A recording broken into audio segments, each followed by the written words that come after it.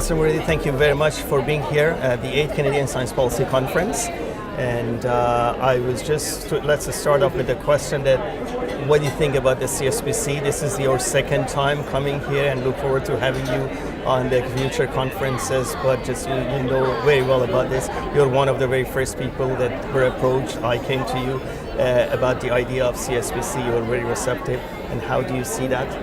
Well, first of all, Meredith, I want to thank you for inviting me again to attend this conference. And secondly, I want to congratulate you for this, and you and your colleagues for this very successful conference. As you said, you know, it was about 8-9 years ago when you started this conference. We had a conversation at my office, and this was the beginning. And now, after 8-9 years of your very hard work and your imagination, your vision, now we have Canadian Science Policy Conference, where there are about 650 great minds of Canada. They gathered here in Ottawa discussing science policy. I think this is a great success, not only for you, but it's for our governments, both provincial and federal governments, because we are going to be beneficiary of this conference, as well as it's very it's good for the science community of Canada as a whole. So I'm so grateful that you have done this, and I'm so grateful to you for bringing all these thinkers and the policymakers and the scientists, researchers together under one roof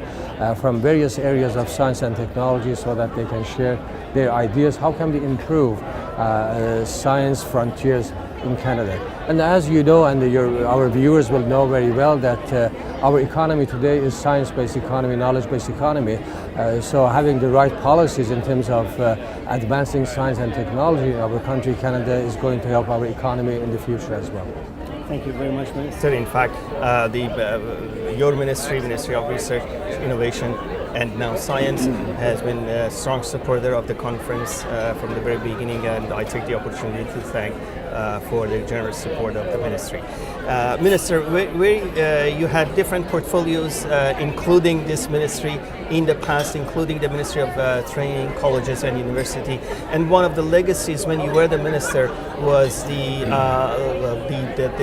lift of the tuition fee for the families up to $50,000, and which everybody thought it's an excellent idea, and it boosted the capacity and the merit of the university, that low-income families they get higher education, and tuition fees no longer a barrier for them.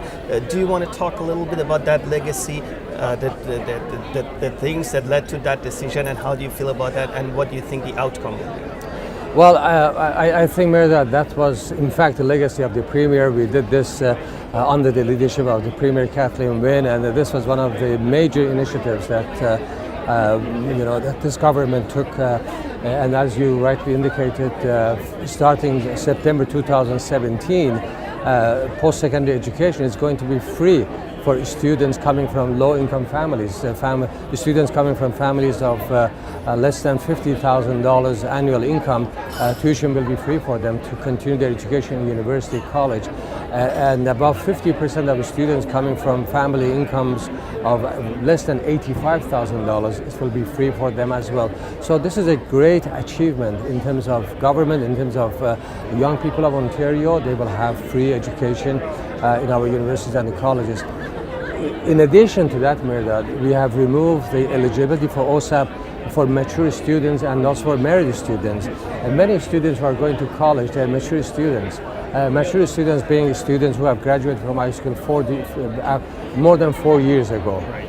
In the past, they weren't eligible for OSAP, but now they are eligible for OSAP. So you can imagine that many mature students now they can apply for OSAP, and in some cases, again, tuition will be free for them. So it's a major step, as you said. It's a legacy for this government and indeed for this Premier, and I'm so glad that we were able to do that when I was the Minister for TCU.